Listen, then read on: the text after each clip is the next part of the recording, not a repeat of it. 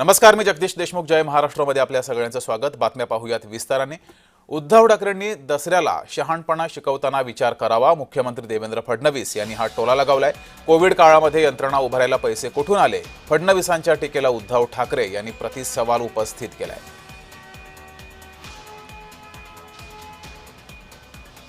PM care फंडासारखा fund हा माजी मुख्यमंत्री उद्धवजी ठाकरे यांना तयार करण्याकरता केंद्र सरकारने परवानगी दिली. कोविड करता तो तयार झाला. 600 कोटी रुपये त्या फंडात आले. एक नवा पैसा देखील ते खर्च करू शकले नाहीत. आणि आज अवस्था अशी झाली आहे की तो फंड सीएजीच्या नावाप्रमाणे कोविड करता तयार झालाय. त्यामुळे इतरत्र खर्च करता येत नाही. त्यामुळे आता त्याच्या नेमकं काय करायचं या संदर्भात आमच्यासमोर प्रश्न आहे.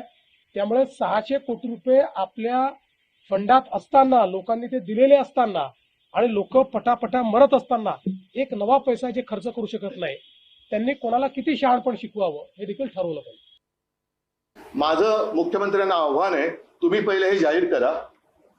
एक तर पंतप्रधान मदत निधी, जसं मुख्यमंत्री निधीची माहिती तुम्हाला आहे, मी तुमच्याशी बोलायला तयार आहे. मुख्यमंत्री निधीतनं कदाचित या म्हणून मी म्हटलं ना, भाजपला माहिती नाही, प्रशासनाचा त्यांचा सुतराम संबंध नाही. तेव्हा कोविड केअर सेंटर्स ही संपूर्ण देशात, महाराष्ट्रात जेवढी उभारली गेली ती कशी उभारली गेली.